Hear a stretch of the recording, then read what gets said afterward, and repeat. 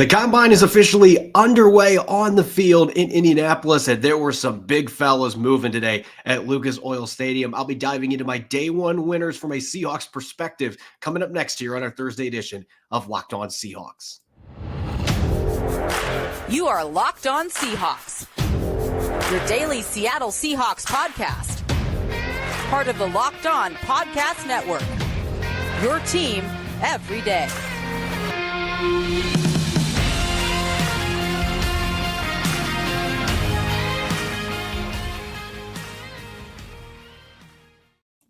Greetings, 12. This is Corbin Smith, the host of the Locked On Seahawks podcast, your daily Seahawks podcast, part of the Locked On Podcast Network, your team every day. A special thanks to all the 12s out there.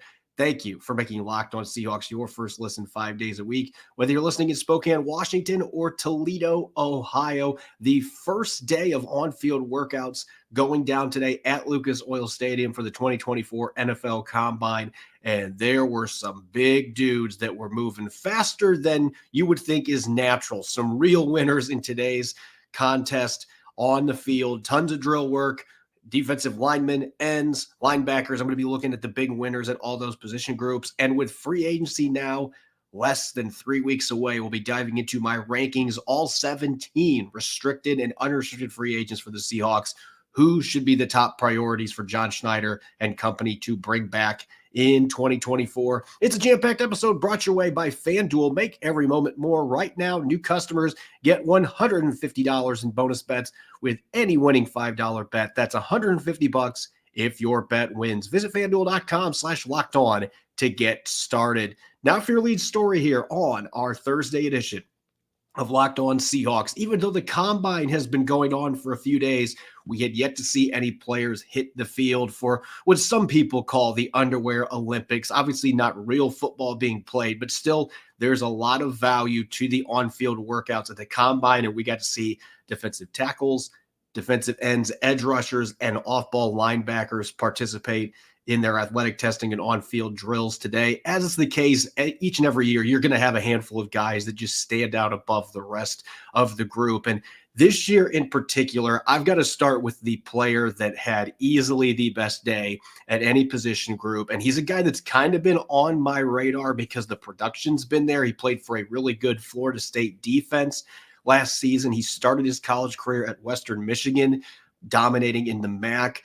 Braden Fiske, what a performance at around 300 pounds. Let's just look at the numbers for Fiske, who, like I said, he transferred as a graduate transfer to Florida State this year. But look at the numbers at 300 pounds, 4.78 40-yard dash. There were some off-ball linebackers that ran slower than that. This guy was flying off the line of scrimmage.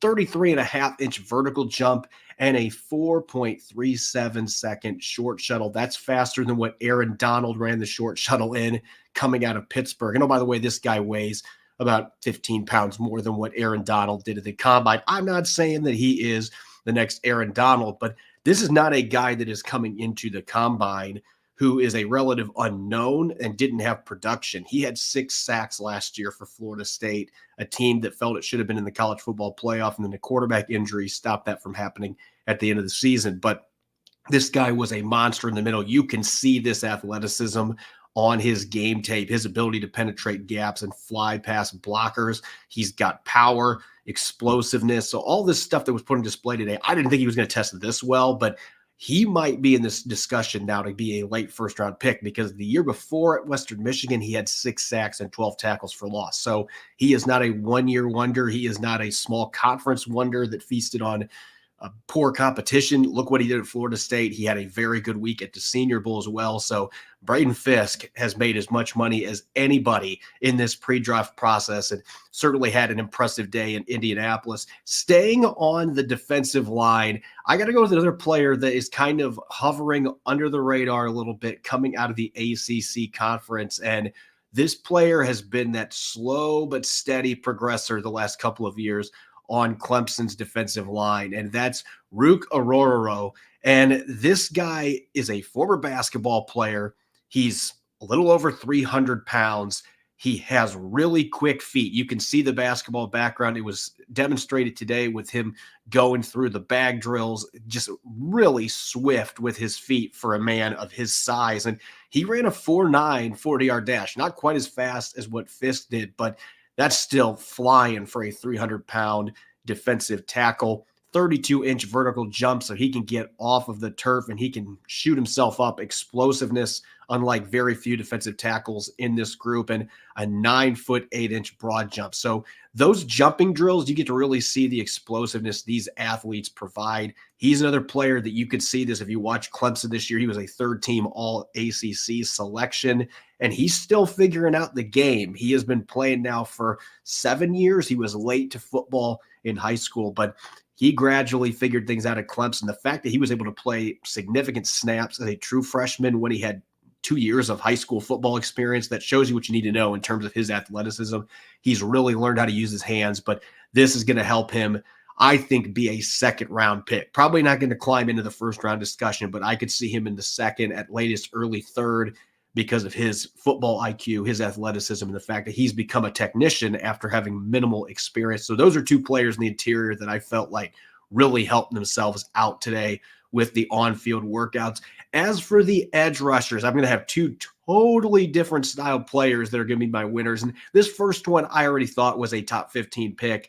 I'll be shocked if he gets out of the top 10 now and in a position where the Seahawks can get him. But still, Dallas Turner, coming from Alabama, one of the blue blood programs in college football. He's a little under 250 pounds, so this is not a big guy by any means. You expected him to test well, but this is off the charts testing. 4.46 40-yard dash, 40.5-inch vertical jump, 10-foot 7-inch broad jump. This is the type of performance that you expect to see from maybe a defensive back or a receiver, but for an edge rusher, just dynamic explosiveness, speed, quickness. You could see it on the field. He didn't do the short shuttle or 3-cone, but I think he would have scored really well in those as well.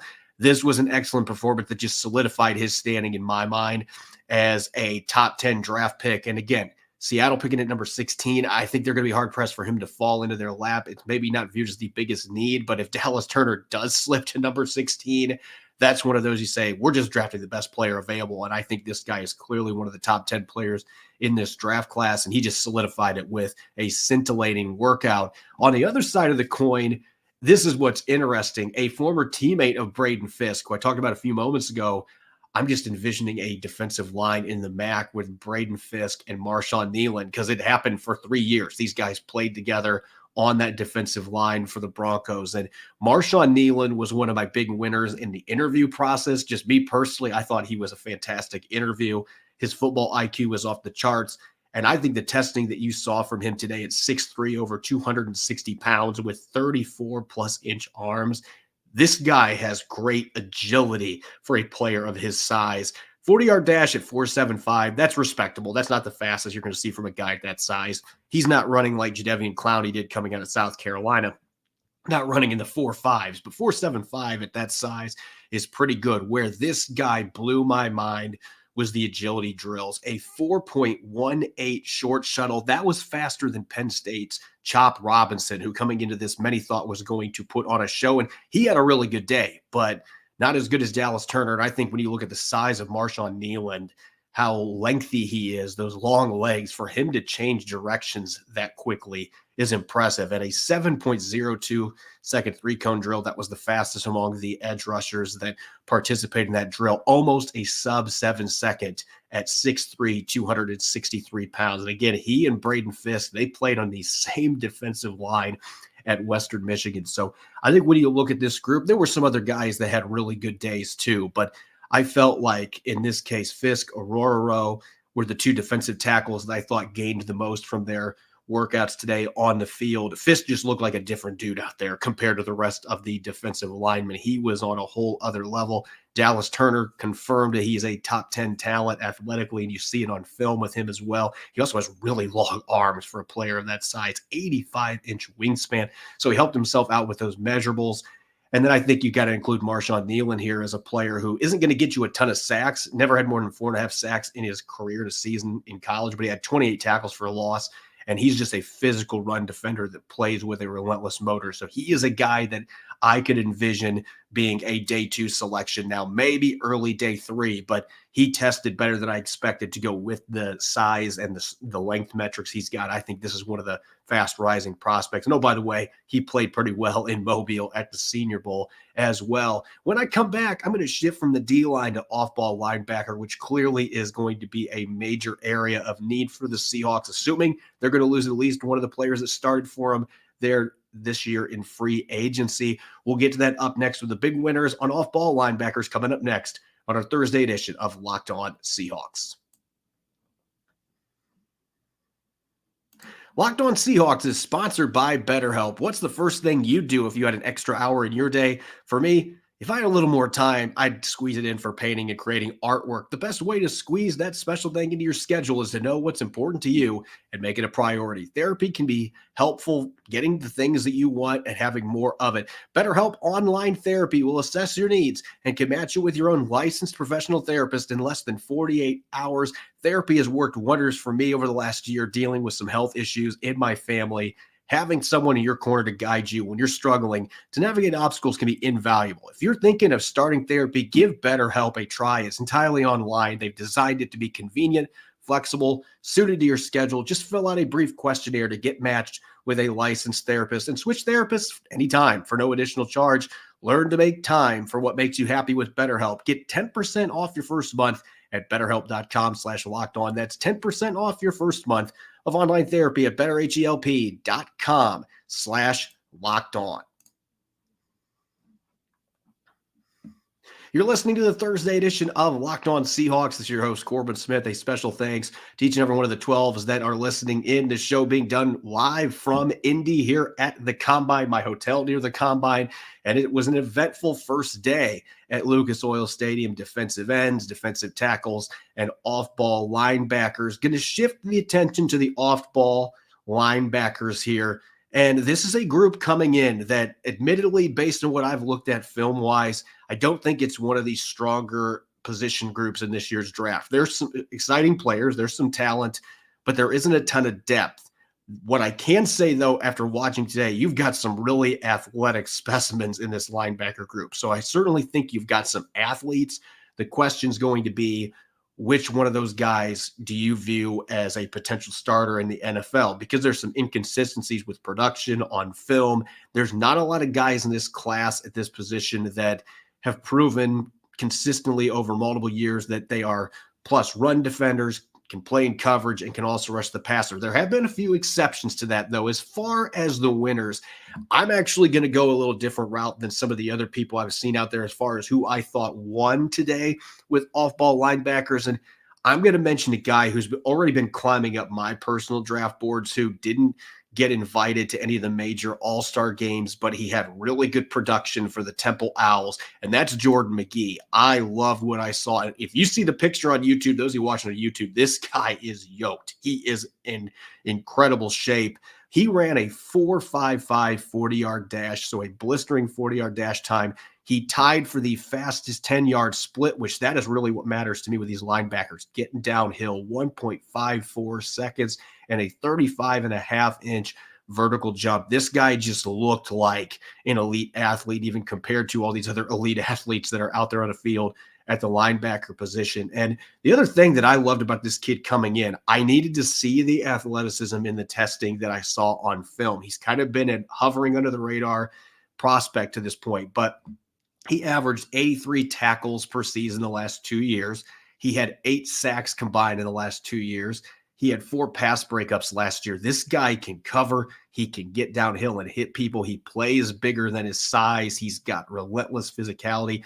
So this is a player that's really been climbing up my board. If NFL teams didn't know who he was, I think today that he put himself on the map. So I thought Jordan Magee, as much as any of these off-ball linebackers today, really bolstered his stock. I would be stunned if he is still around in the late fourth, early fifth. I think this guy is going to be an early day 3 pick, maybe just maybe squeeze into the end of day 2 because of the lack of depth there is at this linebacker position this year. But I thought McGee had a fantastic performance. The second big winner for me, I'm going with Trevin Wallace from Kentucky, who is a player the Seahawks had a formal interview with. That's part of the consideration here. This is a guy that at 241 pounds is one of the bigger linebackers in this class. So he's got more of a traditional build. You can see that with just seeing what he looked like on the field. He is a bigger linebacker than a lot of the peers he was going up against today, but he ran a blazing 4.51 40-yard dash. You don't necessarily see that consistently on his game tape, but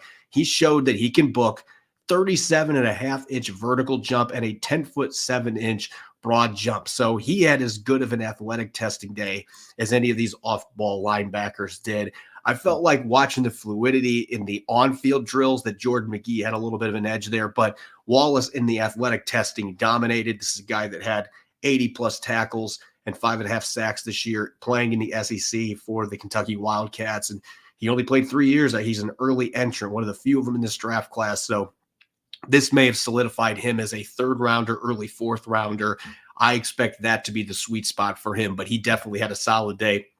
That's going to put him in that range to potentially be a selection on day 2. And I want to cap this discussion off. This is a player that I'm really excited about personally, who I knew nothing about a few months ago. And I had a few people that mentioned me, have you heard about Tyrice Knight from UTEP? And I had not watched UTEP because, quite frankly, that program has been pretty bad in recent years. But there are always gold mines to be found at some of those programs. There's been plenty of instances recently where guys came from bad programs that were just really good players, didn't have much support around them. Tyrice Knight is one of those players. He had 140 combined tackles last year, had 4.5 sacks. He has played off-ball linebacker. He has played defensive end, outside linebacker. Now, he only weighed in at 233, so that was something that concerned me a little bit. I thought he was going to be in the 240s. Still not the smallest guy, but not as big as I thought he was going to be. Still, though, for a hybrid off-ball outside linebacker, I thought that he had a really solid day. A 4.63 40-yard dash,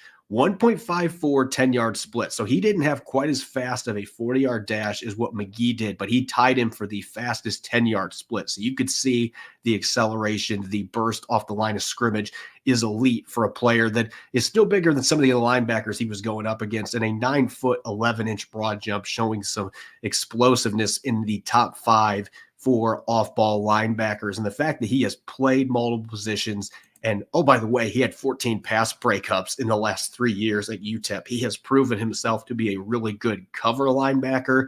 He's had success rushing off the edge. I think he's going to be too small to do that at the next level. But the fact that he's done that is going to give him a lot of benefits to a defense in terms of being able to blitz, get after the quarterback. He's gotten his hands on the football quite a bit. He's had a few interceptions. He's forced fumbles.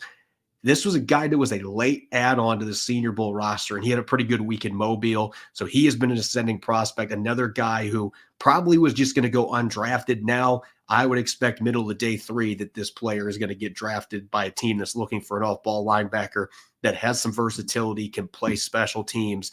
This is a kid that I think a number of teams are going to be really excited about on day 3, and he only improved his chances of being drafted after really being off the map for the most part a few weeks ago going into this draft process. As far as other winners at that off-ball linebacker position, certainly there were others that made sense to put on this list, but those 3 players were the ones that jumped out to me from a Seahawks perspective, because we know Mike McDonald is going to want players that have versatility that he can use as chess pieces. So I think Tyrice Knight and maybe to an extent Trevin Wallace both fit that mold as far as players that can do that. And then Jordan McGee, he's got that sideline to sideline speed. He clearly is a playmaker in a number of different ways. He can cover, he can hit people in the run game, very decisive, and seeing the athleticism he shows on film show up here in athletic testing. All 3 of these guys are players that I just think Mike McDonald and the Seahawks are going to have a lot of interest in. And I think they're generally going to be players that the rest of the league is interested in as well.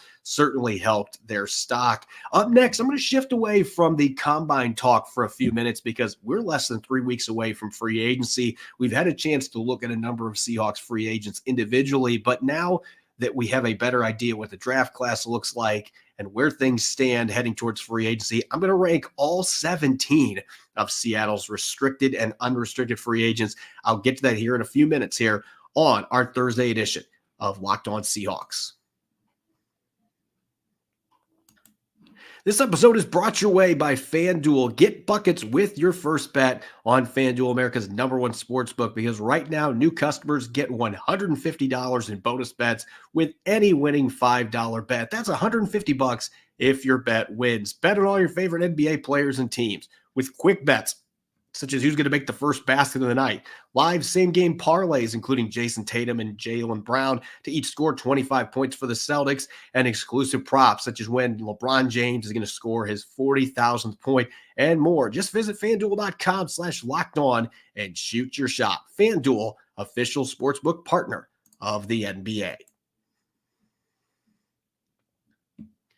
You're listening to the Thursday edition of Locked On Seahawks. This is your host, Corbin Smith. A special thanks to all the 12s out there for making Locked On Seahawks your first listen 5 days a week.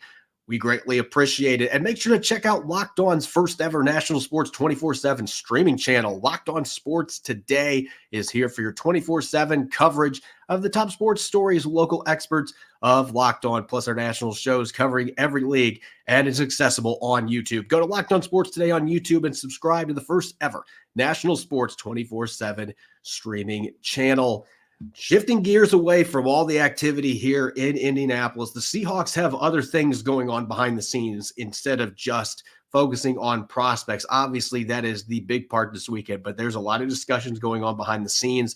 John Schneider is trying to play catch up after the lengthy coaching search that yielded Mike Macdonald as Pete Carroll's successor, and then trying to find all of the assistant coaches. That was a lengthy process that put him a little bit behind the eight ball in terms of negotiating with their own free agents, looking towards free agency for outside free agents. And so this week is crucial for that. John Schneider having discussions with agents, trying to figure out which players they have a chance to re-sign, which ones are going to be tougher sledding, which players may be completely out of the picture now. A lot of that stuff is going on away from the eye here in Indianapolis. And with that in mind, I think it's a perfect time to look at these 17 restricted and unrestricted free agents for the Seahawks and rank them. Now, there's going to be some controversy to this. I know that. There's going to be some of you listening that are going to say, why is that player in this position? He is a 15-year starter or whatever. There's going to be some controversy here. But listen, this is how I put this list together. It had to do with Seattle's team needs. It had to do with projected scheme fit with this new coaching staff after watching games for various teams like the Ravens, Washington Huskies, the Dallas Cowboys with Adam Durde. I've been trying to figure out the best fits.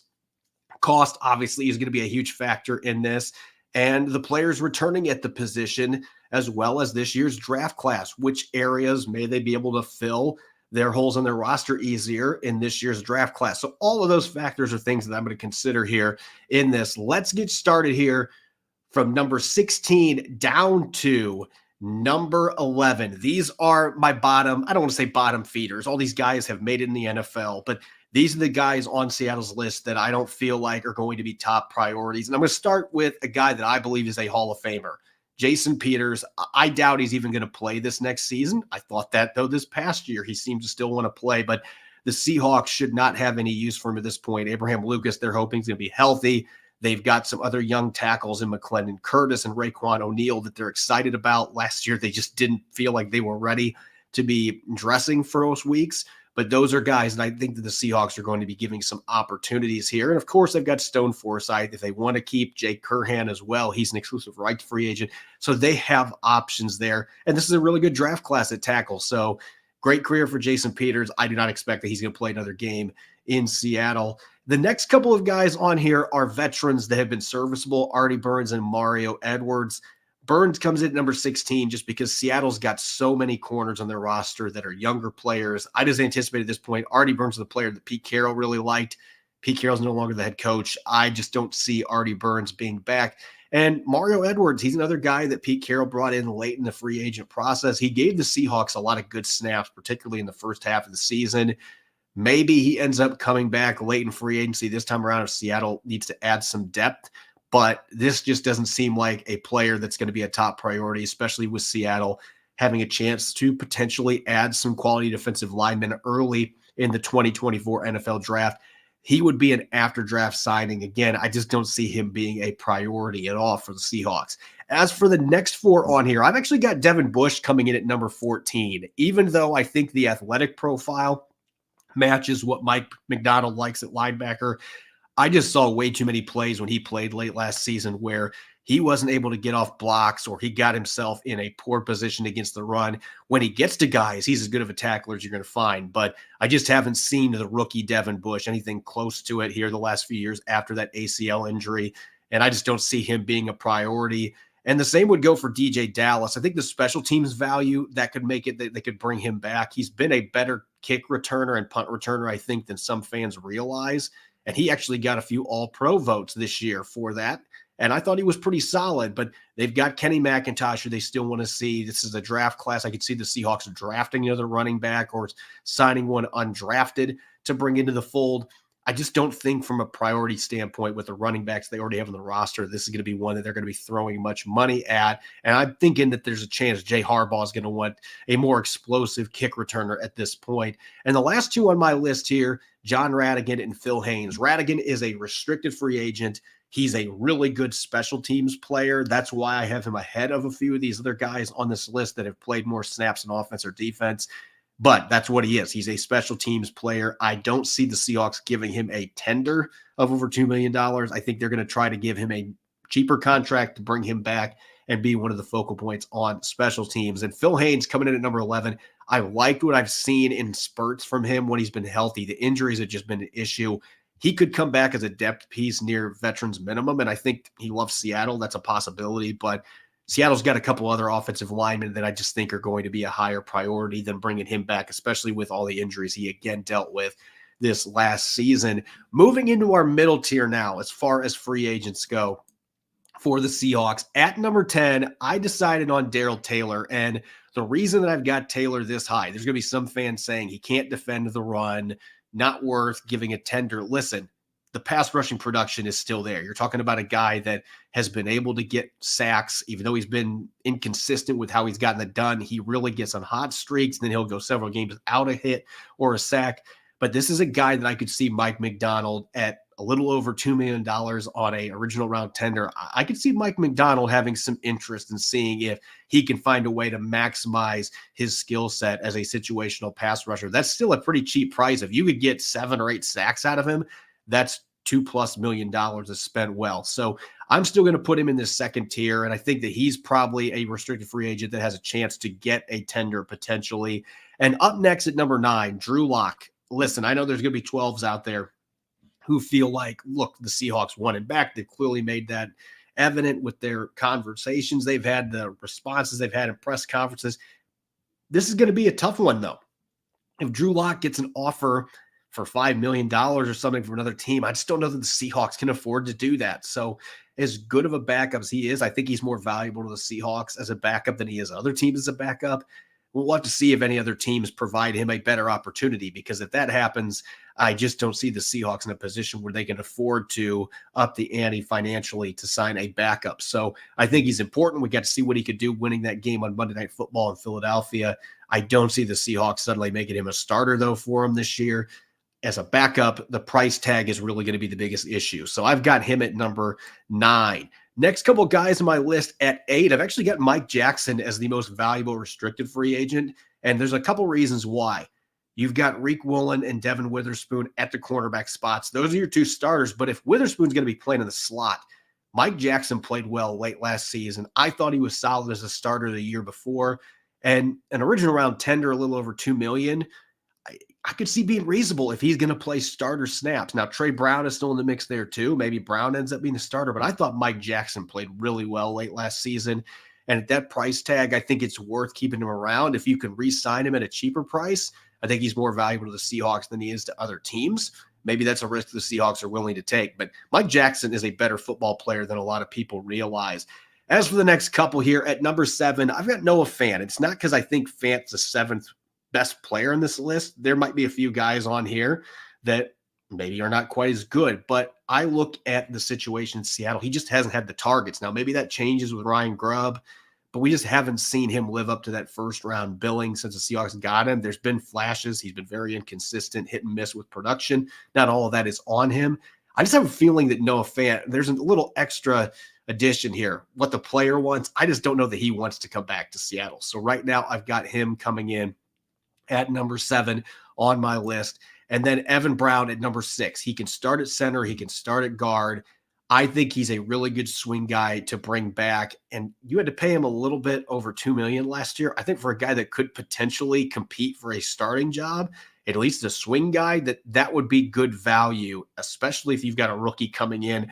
So he's not a stud by any means. He's not a top 10, top 15 center, but he's a guy that can start and play at a decent level at multiple spots. That's why I've got him at number 6. And I just don't think he's going to be expensive to re-sign. This is where things start to get a little bit hairy because Bobby Wagner at number 5. Bobby Wagner is clearly the most decorated player of this entire list. We're talking a first ballot Hall of Famer, one of the best linebackers of his generation. He was second team All-Pro last year. He's still a really good run defender. He can still get after the quarterback as a blitzer. It's the concerns about limitations in coverage and whether or not he's going to fit what Mike Macdonald wants. That is what I'm curious to see what happens. This is going to be a discussion. It's going to be a tough one for the Seahawks because they've already let him go a couple years ago, and then he had a good year with the Rams. He played really well for the most part this last season with a lot of things falling apart around him. I still think Bobby Wagner is good enough to bring back as an early down linebacker. I don't know at this stage with what the Seahawks are going to be doing schematically that you can afford to have him out there 100% or 99% of the snaps. I think that's something that he's going to have to accept if the Seahawks want to bring him back. And price point, probably looking at $5 or $6 million at most, maybe with some incentives. If he's willing to do that to close his career out, then maybe these two sides agree to make things work. But that's going to be one of the tougher decisions to make because you're not going to be paying a 28-year-old Bobby Wagner. You're going to be paying a 34-year-old Bobby Wagner. And at some point, the Seahawks are going to want to get younger at that position. And Damian Lewis at number 4. I've got him this high just because I think he's clearly the best offensive lineman that the Seahawks have set to hit free agency. If Ryan Grubb wants to run some of the gap schemes that he did at Washington, Damian Lewis gets down and dirty in the trenches. He's a physical bullying blocker. Seahawks average over 5 yards per carry when they ran behind him last year. He just hasn't taken the growth that I expected from him to this point, though. And if there are other teams out there that are going to be throwing him $10+ million per year, I don't think he's worth it at that point. But if you can get him at the right price point, he's still a young player. He started 4 years in a row. So I could still see him being a guy that's priority for the Seahawks. As for my top 3, this is maybe going to surprise people why I have this player at number 3, but hear me out. Colby Parkinson is only 25 years old. He just turned 25 in January. We have seen spurts of greatness from him. You can see the ability to stretch the field. I didn't feel like the Seahawks, even more than Noah Fant, I felt like they really avoided maximizing his abilities in their passing game. And oh, by the way, he has evolved into a top 10 run blocking tight end. And not just Pro Football Focus is saying it. I've seen this from Sports Info Solutions. I mean, this guy has turned into a really good all-around tight end that I feel like can be much better utilized in the passing game. And I just look at his age and the fact that he doesn't have the stats Noah Fant has over the last 4 years. I don't think there's going to be teams rushing to spend a lot of money on him. Noah Fant's got the first-round pedigree, but I think bang for buck, that Colby Parkinson is a better player. He's a little younger. And I think Colby Parkinson's probably going to be more interested in coming back to Seattle too. I still think this guy can be a really good tight end if he's utilized properly. And Ryan Grubb used his tight ends at Washington. Parkinson's a player I could see Ryan Grubb being very interested in having his offense. Another guy that can really stretch the field, could be a red zone weapon. And oh, by the way, he's turned into a pretty good blocker. So I think at number 3, I think he's one of the more important ones. And I don't think he's going to be a guy that's super expensive to bring back on a short-term deal to make sure that you keep at least one of your tight ends from last year, maybe the one that's still got the highest ceiling of those 3 players. And the first 2, these are really easy. These are the ones that everybody's talking about that are the top priorities, Jordan Brooks and Leonard Williams. It depends which position you think is most important. For me, it's got to be the defensive tackle. This has been a defensive line that has been a problem for the Seahawks the last couple of years, especially defending the run. Leonard Williams played great, though, after they acquired him in October. 4 sacks, 11 tackles for loss, 11 quarterback hits. This guy played like the Seahawks expected he was going to. And unfortunately, Didn't get much production for the rest of their defensive line and the rest of the defense in general, defending the run. You gave him a second-round pick for him. That can't be the only reason that you're going to extend him, but he earned that contract with the way that he played. And I just think he loved Seattle. He really enjoyed being back on the West Coast. So I think they got to find a way to make this work. And Jordan Brooks, I want to see him play for Mike McDonald. I want to see him play for a coach who has been masterful with linebackers, and Kirk Olivadotti as well. One of the most renowned inside linebacker coaches in the NFL now gets to work with him. I still think there's a lot of untapped potential, and he's played well, given a poor hand at times with the schematics and what the Seahawks have asked him to do. I want to see what he can do with the guy that coached Roquan Smith and Patrick Queen the last couple of years. And I don't know that you have to spend a ton of money to re-sign him. You might be able to get him back around $10 million per year. And I think that's worth it because this can still be an all-pro caliber player with the right coaching. So both those guys are at the top of my rankings heading towards free agency. As always, you can follow me on X and Threads at Corbin Smith NFL. Make sure to subscribe and follow Locked On Seahawks on YouTube and wherever you listen to your podcast to make sure you don't miss a single episode. Coming up on our Blue Friday show, going to be looking at some of the winners from the tight end group, as well as the cornerbacks and safeties in day 2 of athletic testing and much more. Make sure you're listening in. Enjoy the rest of your Thursday night. Thanks for tuning in. Go Hawks.